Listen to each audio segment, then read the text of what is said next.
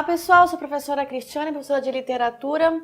Vamos falar hoje de um livro escrito em língua portuguesa, mas de um autor português, né? Nosso famoso Eça de Queiroz. A gente vai falar sobre o livro A Cidade e as Serras, né?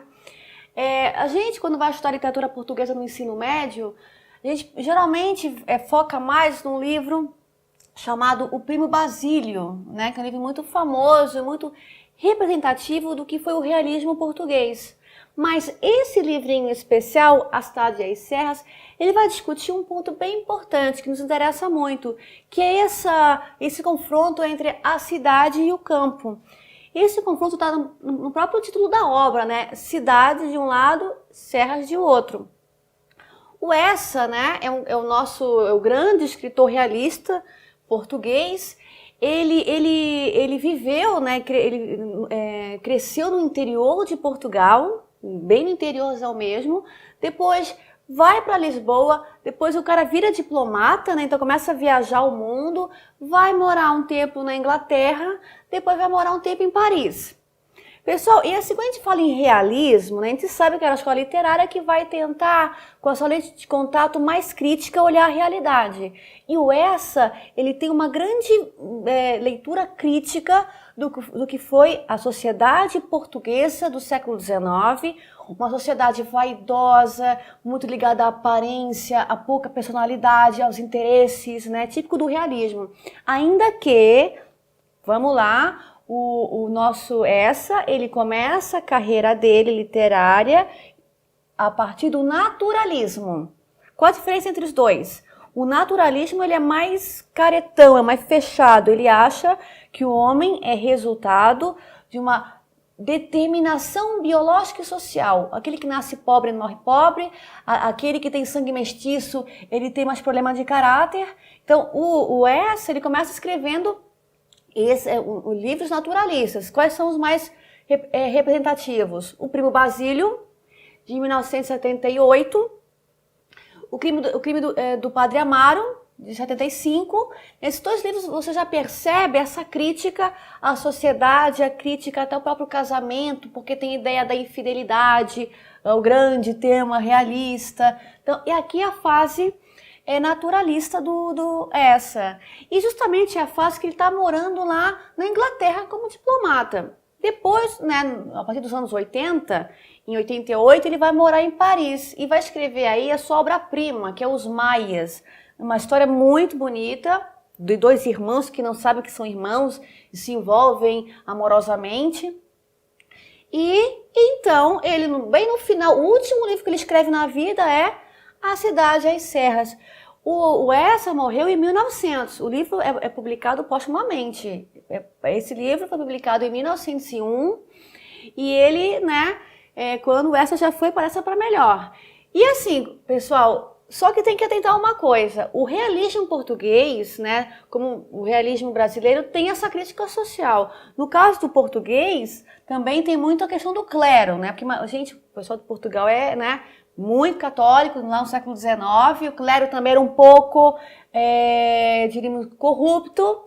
Então, o realismo tem essa crítica muito forte. Só que olha só, que a gente está vendo aqui, o realismo, oficialmente, nos livros de literatura, dizem que começa em 65, tá?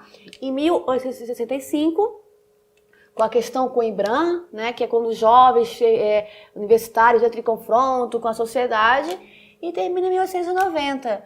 Olha só, o nosso livro, né, do vestibular, ele é publicado em 1901, ou seja, é um livro que, assim, é a última rebarba do realismo, assim, que na verdade é um livro já de fim de carreira.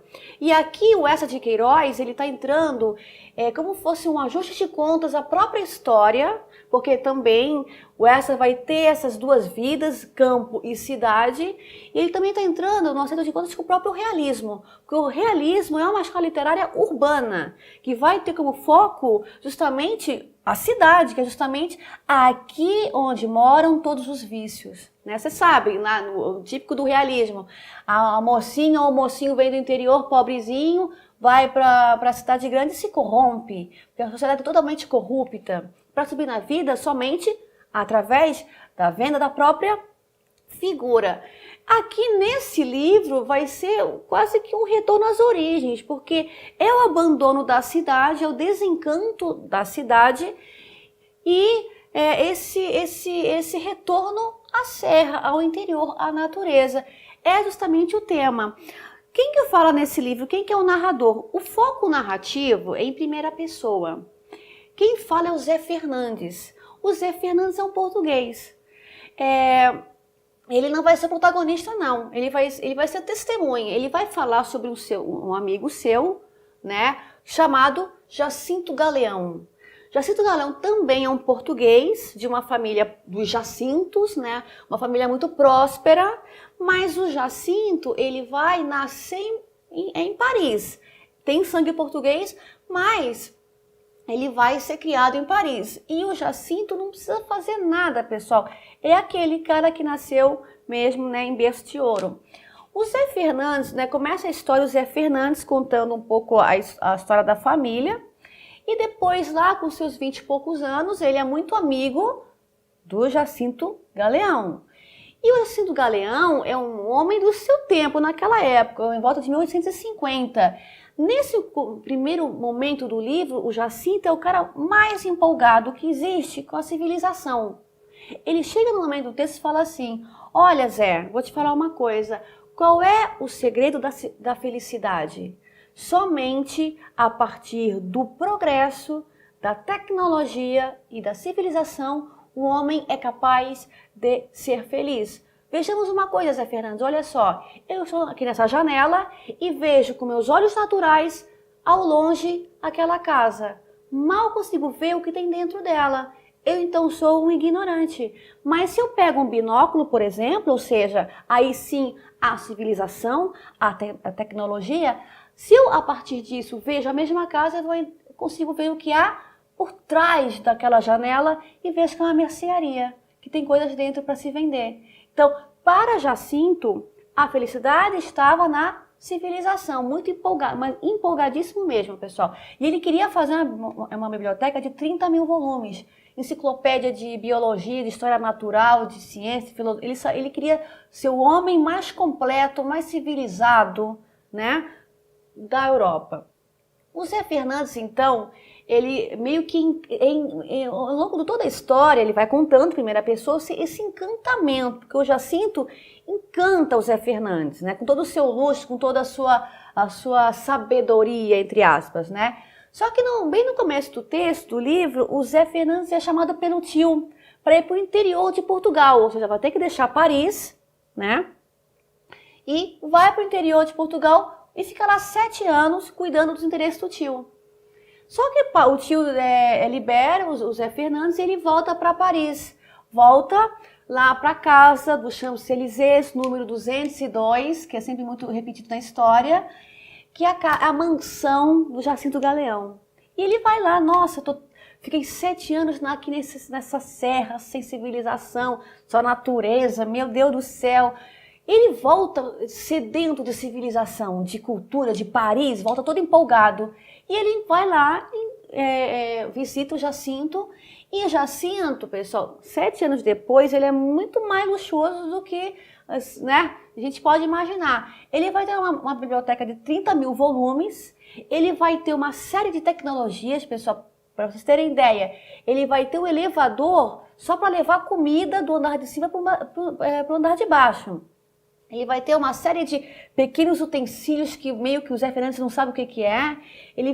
Tudo que é criado, o Jacinto vai ter na sua casa. Tudo que é tecnologia ele vai ter. Às vezes vira meio que parafernália, porque é muita tecnologia sem muita função.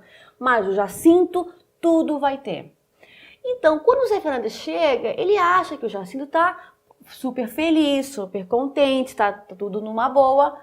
Porque tudo que há de melhor e de moderno tem Jacinto. Só que daí você vai perceber que ao longo desse contato, após 7 anos, isso aqui vai aparecer muito forte. O tédio, pessoal, tédio, tá? Tédio. O Jacinto é um homem cheio de tédio. Porque chega o Zé Fernandes muito empolgado e dá, nossa, cara, que legal a tua casa, esse elevador, esses teus livros. E ele só dizia assim, é uma maçada.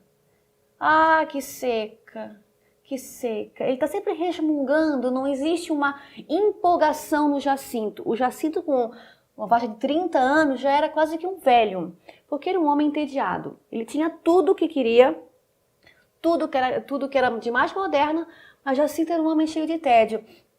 E o Zé Fernandes, nessa primeira parte do texto, ele vai escrevendo para a gente esse processo, porque o Jacinto, ele tem tudo, mas ele está sempre vazio, sempre faltando alguma coisa. Há um momento do texto que é bem engraçado até, que um duque, ele traz um peixe muito especial para o Jacinto. O Jacinto faz uma grande festa na sua mansão na 202, só que o elevador, ou seja, o progresso, o moderno, para descer o peixe para a sala dos convidados, o elevador emperra. Então, o peixe não consegue ser comido. E os convidados vão com vara de pescar para pescar o peixe dentro do elevador. É uma crítica, pessoal, para essa modernidade. E o Jacinto, ele vai ao longo do tempo colocando como as pessoas são falsas, não são seus amigos, as pessoas estão sempre usando máscaras. Aqui há uma profunda crítica, como se todos os burgueses do século XIX, dessa grande cidade que é Paris, têm a mesma cara, mesma atitude, ou seja, são falsas. Também tem um momento dessa primeira fase que o Jacinto tem um problema lá na sua casa e a sua grande banheira inunda a casa inteira, ou seja, mais uma vez a tecnologia não serviu de nada. Então, pessoal, exatamente em termos de páginas, na primeira metade do livro, é esse momento de tédio do Jacinto. Ele só fica resmungando, ai, que maçada, que tédio, que maçada. Há um momento em que ele e o Zé Fernandes vão para Sacré-Cœur, né? E ali eles veem a Paris toda, né, panorâmica, e o Jacinto fala, Paris é uma grande ilusão, a cidade é uma grande ilusão. Então, é uma derrota, né? E o Zé Fernandes fica um pouco curioso com tudo isso. Então, da segunda metade em diante, ocorre um inesperado. Há uma grande cheia lá no interior, em Tormes, no interior de Portugal, e os ossos dos seus antepassados, do Jacinto, estão meio que soltos e não sei o que. O Jacinto vai ter que voltar para o interior para poder organizar esses ossos dos antepassados, né? Porque é uma questão de respeito. Então o Jacinto vai preparar uma grande expedição, pessoal, porque ele vai querer toda a civilização em Tormes. Ele vai mandar caixotes e caixotes de roupa, de banheira, de janela, de vidraça, para não ter nenhum contato com esse interior mais bruto, né? Mais natureza mesmo. Então, e gente, milhares, né? 20 e poucas caixas ele manda por trem, para ter certeza que vai ter o conforto, esse maldito conforto que o Jacinto se acostumou. Então, o Zé Fernandes, seu grande amigo, vai junto. Só que aí, pessoal, quando chegam, né, de Paris para Tormes, interior de Portugal, quando chega o Jacinto em Tormes, o que extraviou? Tá? Extraviaram as caixas, as 26 caixas extraviaram no meio do caminho. Ou seja, lá está Jacinto no meio do nada, no fim do mundo, sem uma roupa para vestir. E ele vai chegar lá, não, aqui não vou ficar, aqui não dá, não posso ficar aqui. Eu vou para Lisboa, porque eu não vou ficar nesse lixo aqui. E o Zé Fernandes, acreditando nisso, vai para sua casa também no interior. Volta depois de 7 dias e vê que o Jacinto está na sua casa em Tormes. Gente, a casa está tão ruim que não tem janela, está tudo quebrado. Assim, é uma questão muito simples mesmo. Mas o Zé Fernandes vê que ali o Jacinto está comendo lá com uma espécie de zelador, né? E está comendo feliz da vida. Nossa, que comida boa, eu não comia antes, que o Jacinto antes, pessoa, não tinha fome. Ele não tinha sede, era uma pessoa que não comia. Vai para Tormes, ele começa a sentir fome, porque a comida é muito mais, ela é mais diferente, ela tem um preparo diferente, ele começa a se acostumar com aquilo. E ali o Jacinto começa a perceber, o Zé Fernandes, perdão, essa mudança, o Jacinto muda de personalidade. Aos pouquinhos ele vai ficando, vou ficar mais uma semaninha aqui, eu vou arrumar essa janela aqui, vou fazendo isso, vou fazendo aquilo. O Jacinto se transforma. Esse desencanto da cidade vai ser trocada pelo encanto pelo campo. Ele começa a ficar feliz no campo. Aí é bem legal que a narrativa do Zé Fernandes, ela fica meio curiosa. Como que o homem aqui tem tudo fica feliz no meio do mato? Que é justamente isso que vai acontecer com o Jacinto. Tem uma crítica aqui? Tem. Olha o Eça de Queiroz, né, colocando uma crítica à cidade, tá? Uma volta à origem da própria história biográfica do Eça de Queiroz. Então, o Jacinto começa a ficar muito mais contente, começa então a promover uma certa modernização na natureza. Ele vai modernizar a plantação, ele vai ver que os seus empregados moram em casas muito simples, ele vai querer também modernizar essas casas, ele vai transformar tudo, ele vai fazer uma revolução em Tormes, tá, pessoal? E aí o Zé Fernandes fica desconfiado, não, mas não deve ser, mas tá, o Jacinto se transforma e ele não pretende mais voltar para a cidade grande. Ele é feliz nesse interior, onde as coisas são mais verdadeiras. Tem ingenuidade do essa aqui? Tem, pessoal, tem, tá? Mas é quase que uma utopia, de novo, da natureza. Porque somente aqui, somente fora da civilização, segundo essa, através de Jacinto, o homem adquire felicidade. Falta o que então, pessoal? Falta uma mulher no meio da história para acabar com isso, né? Então, o Zé Fernandes tem uma prima que eles chamam de gorda, né, parruda, né, que é a Joaninha. A Joaninha, ela é prima do Zé Fernandes, que lá, bem no finalzinho do livro, ela vai conhecer o Jacinto. E o Jacinto vai ver aquela mulher típica do interior, né, aquela matrona assim, e ele vai se apaixonar pela Joaninha. Vai se apaixonar e vai casar e vai ter 2 filhos com ela. Ou seja, ele vai ficar pacato, ele vai ficar tranquilão e feliz pela primeira vez, né, na vida. Ainda, mesmo com tudo isso, o Zé Fernandes ainda tem uma desconfiança em relação a isso. Ele é mais encantado do que o Jacinto em relação à civilização. Então, depois que o Jacinto se casa, o Zé Fernandes fica um tempo em Paris também. Mas também o Zé Fernandes, no final da história, ele volta para o interior e descobre que a felicidade está fora da civilização, tá? Então, nessa história, vocês vão perceber uma narrativa bem interessante, em que a gente entra, né, na mente dos personagens, e o Zé Fernandes, ao longo de toda a história, chama o Jacinto de meu príncipe, né, que isso é bem engraçado, assim. E no final tudo acaba bem, uma vez que a fonte de todos os males estava onde? Estava na cidade.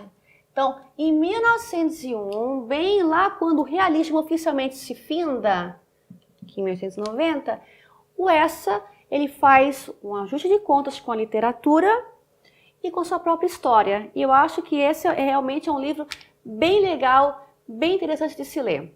Tá, pessoal? Essa foi a aula de hoje. Até a próxima!